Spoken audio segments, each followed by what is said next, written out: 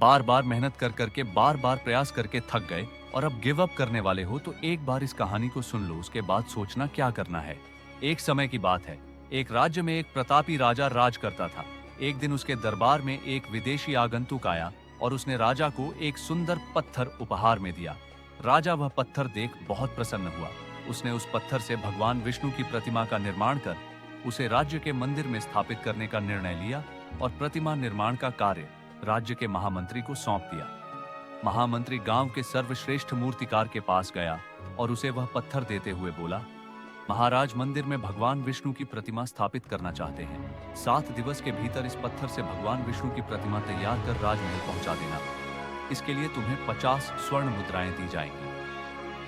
50 स्वर्ण मुद्राओं की बात सुनकर मूर्तिकार खुश हो गया और महामंत्री के जाने के उपरांत प्रतिमा का निर्माण कार्य प्रारंभ करने के उद्देश्य से अपने औजार निकाल लिए। अपने औजारों में से उसने एक हथौड़ा लिया और पत्थर तोड़ने के लिए उस पर हथौड़े से वार करने लगा, किंतु पत्थर जस का तस रहा। मूर्तिकार ने हथौड़े के कई वार पत्थर पर किए, किंतु पत्थर नहीं टूटा। 50 बार प्रयास करने के उपरांत मूर्तिकार ने अंतिम बार प्रयास करने के उद्देश्य से हथौड़ा उठाया, किंतु यह सोचकर हथौड़े पर प्रहार करने के पूर्व ही उसने हाथ खींच लिया कि जब 50 बार वार करने से पत्थर नहीं टूटा तो अब क्या टूटेगा। वह पत्थर लेकर वापस महामंत्री के पास गया और उसे यह कह वापस कराया कि इस पत्थर को तोड़ना नामुमकिन है, इसलिए इससे भगवान विष्णु की प्रतिमा नहीं बन सकती।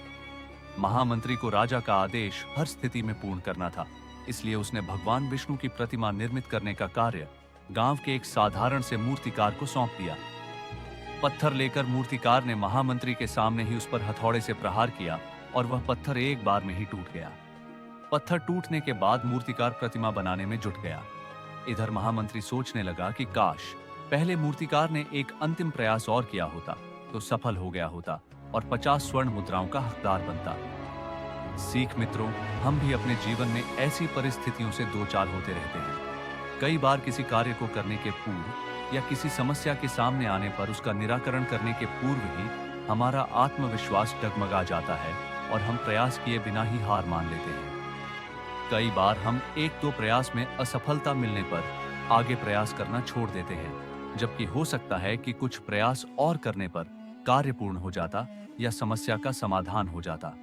यदि जीवन में सफलता प्राप्त करनी है तो बार बार असफल होने पर भी तब तक प्रयास करना नहीं छोड़ना चाहिए जब तक सफलता नहीं मिल जाती। क्या पता जिस प्रयास को करने के पूर्व हम हाथ खींच लें वही हमारा अंतिम प्रयास हो और उसमें हमें कामयाबी प्राप्त हो जाए।